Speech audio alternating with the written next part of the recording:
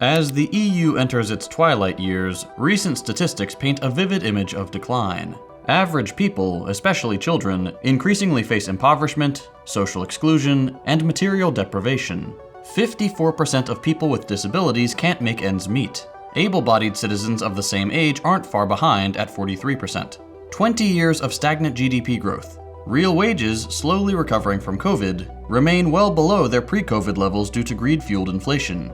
Between 2021 and 2023, energy prices surged by 63%. The ravages of deindustrialization have led to unemployment rates as high as 20%, and the manufacturing sector's value to the EU economy has dropped to just 16%, leaving hollowed-out communities, much like those in the US Rust Belt. To make matters worse, a resurgent and violent right wing is gaining power, war between Russia and Ukraine is raging on its borders, and as a US vassal organ, they continue to aid Israel's genocide of the Palestinian people. In short, Europe is in crisis.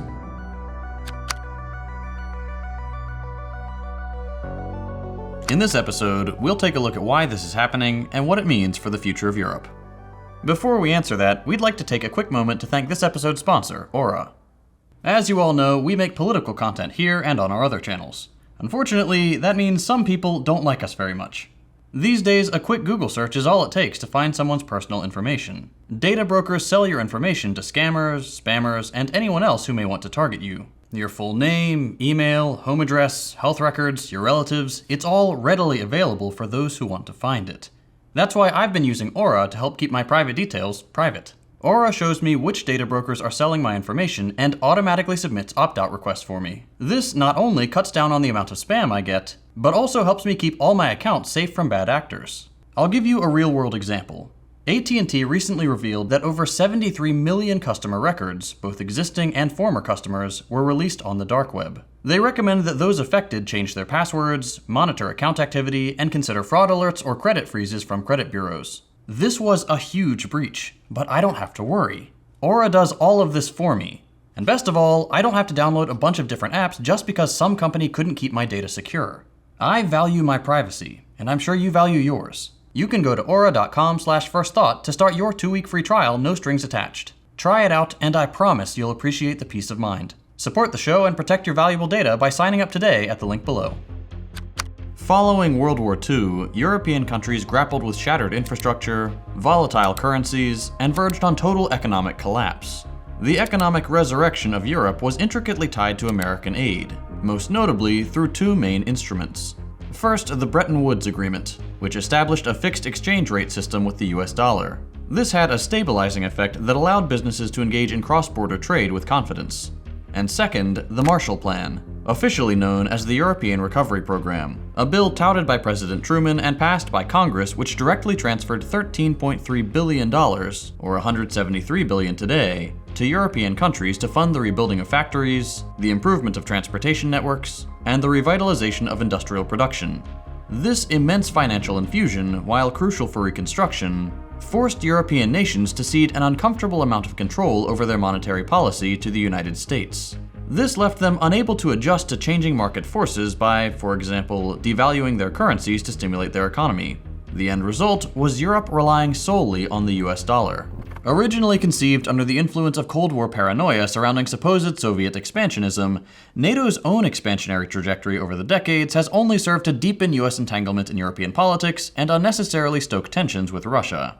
From its inception in 1949, the bloc has been expanding aggressively, eventually including former Warsaw Pact countries and even non-aligned states like Sweden and Finland, which joined in 2023. NATO, dominated as it is by American military power, has left European nations heavily reliant on US military capabilities for their defense, leaving them little more than vassal states under American protection.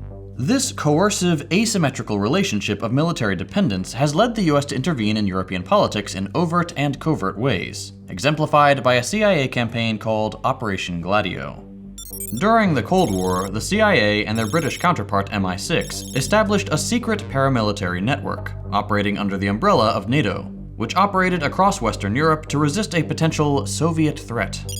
These paramilitaries, stationed in Italy, France, Belgium, West Germany, the Netherlands, Greece, Switzerland, and Sweden, harbored stockpiles of weapons and explosives, with some caches remaining unaccounted for even after decommissioning. What did they need stockpiles of weapons and explosives for? To enable right-wing terrorists to carry out attacks which were blamed on non-existent communist militants. The numbers are horrific. Between January 1st, 1969 and December 31st, 1987, there were 14,591, quote, acts of violence with a political motivation. Oh, and by the way, that number is for Italy alone. The Piazza Fontana massacre of 1969 marked the beginning of the violence, with a bomb in Milan killing 16 people and injuring 88. This was followed by countless other attacks. The Petiano attack in 1972 killed 3 military police officers in a car bomb explosion. The 1974 Brescia bombing, which targeted an anti-fascist demonstration, resulted in 8 deaths and over 100 injuries. Later that year, the Italicus Express bombing killed 12 and injured 48. But the most notorious incident occurred on August 2nd, 1980. A massive explosion ripped through the Bologna railway station, killing 85 and injuring 200. Hopefully, this gives you a taste for how far US-aligned European countries are willing to go to appease the US. This loyalty isn't surprising since the US handpicked the leaders of Italy, France, and Greece in rigged elections in the 1940s. In Greece, when the British and their 40,000 troops found themselves unable to crush the communists there, they turned to the United States. And Greece became the first victim of, and the model for, the Truman Doctrine, which was a US policy to shape the course of European politics to align with American interests and, quote, contain communism by any means necessary. In France, Ambassador Jefferson Caffrey made it abundantly clear that economic aid to France was contingent on the exclusion of communists from the government, despite their overwhelming popularity in the 1946 elections. And in Italy, the CIA secretly funded political parties to the tune of $5 million a year to prevent a communist electoral victory in 1948. Speaking of 1948, the most shameful, destructive, and glaring example of EU vassalage to the US is their historical and continued support for Israel and their massacre of the Palestinian people. Many EU nations have supported and funded Israel since its founding. Let's take a quick look at their recent activity. The primary means by which the EU renders financial assistance to Israel is via funding programs such as Horizon Europe, which is allocating an eye-watering 111 billion euros in grants through 2027. While it's not clear whether the entire sum is going to Israel, the fact that they're getting anything is horrifying. It's already funded 1,600 Israeli research and innovation projects between 2014 and 2020. As far as individual EU member states are concerned, Germany is the second largest exporter of arms to Israel, to the tune of $353 million in 2023 alone. This funding and sale of arms makes Germany as complicit as the United States in Israel's countless war crimes, decades of human rights violations, and the ongoing genocide of the Palestinians. In recent events, the Russia-Ukraine war shattered the EU's tenuous grasp on energy security. The EU's heavy dependence on Russian energy exports, natural gas in particular, suddenly became a crisis nearly as dire as the war itself. To give you an idea of how insecure the EU's energy supply was before the war, in 2020, over 85% of the gas consumed in the EU originated from external sources, with Russia accounting for a staggering 48% of total imports. Pre-war projections showed that, because of declining production in the Netherlands, imports of Russian energy were due to increase in the coming years. Then Russia invaded Ukraine, and the war triggered what might be the worst energy crisis in the EU's history. Within days of the invasion, supply disruptions caused crude oil to soar past $130 per barrel, an astonishing 50% increase compared to pre-war levels. Natural gas, a critical fuel source for European heating and power generation, fared even worse. Panic buying gripped nations heavily reliant on Russian gas as complete cutoff seemed ever more imminent. According to the European Central Bank, prices skyrocketed by 180% in the first 2 weeks. To make matters worse, in September, a series of explosions in the Baltic Sea destroyed vital pipelines known as Nord Stream 1 and Nord Stream 2, built to transport natural gas from Russia to Germany. While investigations into the incident are ongoing, the country with the most motive and ability to carry out such an attack was and remains the United States, despite vague claims from US and German officials that, quote, evidence points toward a Ukrainian-backed group or a pro-Ukrainian group operating without the knowledge of the leadership in Kyiv. While the initial frenzy has somewhat subsided, the war's influence on energy prices continues to hobble the EU. As of late 2023, natural gas prices remain around 11% higher than pre-war levels. This increase has had a ripple effect throughout the European economy, driving up the cost of goods and services and squeezing household budgets. The energy price surge has become a rallying cry for European leaders to work together to accelerate the transition to renewable energy sources like wind and solar, and to diversify their supplier base by seeking reliable, alternative sources for gas imports to lessen dependence on Russia. Unfortunately for the EU, they appear to be trading dependence on Russia for dependence on the US. In 2022, the EU saw a massive 70% surge in LNG imports from the US compared to the previous year. The US wasted no time seizing the vacant market share in the first 9 months of 2022, snatching up 44% of the total. While this rapid shift helped the EU meet its immediate energy needs, US companies are now raking in enormous profits, with estimates suggesting a single LNG shipment could return as much as $150 million. It's price gouging on an international scale, made possible by the US essentially holding Europe hostage both militarily and economically. Despite recent, moderate increases in defense spending, Europe's militaries remain ill-equipped and disjointed, impeding its ability to act with common policy and purpose. Europe's NATO members have not been meeting their funding commitments, falling short of NATO's 2% of GDP target, only allocating 1.6% of GDP to defense, compared to the United States' 3.5%. This funding disparity leaves Europe's defense largely up to the US. Funding deficits aside, the European Defense Agency characterizes European armed forces as boutique militaries, primarily due to their lack of standardization and interoperability. Analyses by Carnegie Europe reveal critical capability gaps, particularly in air and ground forces. Outdated fighter jets and limited pilot training, as well as the lack of robust armored divisions, make large-scale ground operations highly ineffectual, if not outright impossible. All of this is exacerbated by crippling dependence on the United States, severely compromising Europe's autonomy. Europe's economy is similarly not in great shape. Eurozone GDP growth is only averaging 1.8% annually, which means it will struggle to compete in the long term with both the resurgent China and the declining US. Despite this, the rich, as usual, have found a way to greatly increase their wealth, contributing to an acute rise in inequality. 1 in 5 adults in the EU are at risk of poverty or social exclusion. Even though much of Europe is seen by Americans as a socialist hellscape, the reality is that capitalism has gutted the moderate gains of social democratic policies, causing a spiral into poverty, with children most at risk, even in countries with robust safety nets. This is likely in part due to real wages being projected to continue to fall below pre-pandemic levels.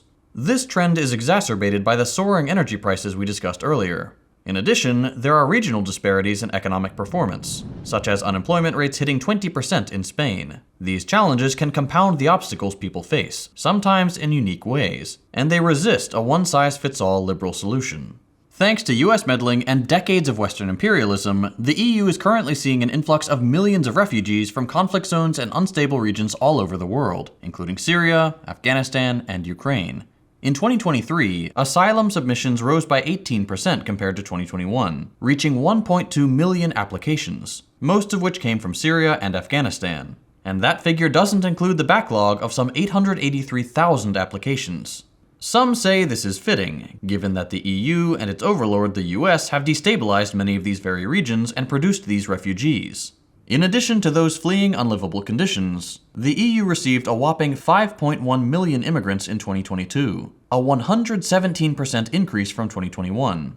As a result, the EU has seen the rise of racist and violent right-wing movements in several member states, including Poland, Hungary, and Germany.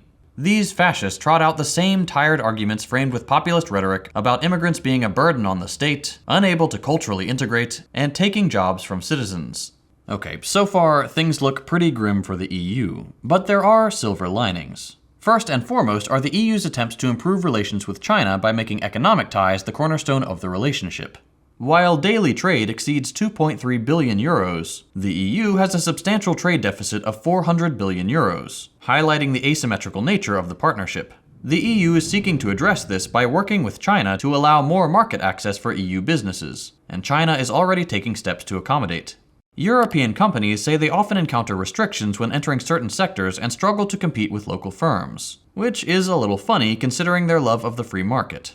Additionally, they're working on creating an agreement governing intellectual property rights and their enforcement, as the EU has expressed concerns about China's approach and claims it hinders innovation and investment, something which is not reflected in the data, but nonetheless China has expressed willingness to discuss. Instead of banning apps and warmongering as the US would prefer, the EU and China are seeking diplomatic solutions to these challenges, the most important being the negotiations for the Comprehensive Agreement on Investment, or CAI. This agreement aims to create a level playing field for businesses on both sides, strengthening intellectual property rights protection and enhancing transparency. Besides wisely seeking better relations with the world's soon-to-be second superpower, the EU is also, albeit slowly, attempting to claw itself out from under the weight of US influence.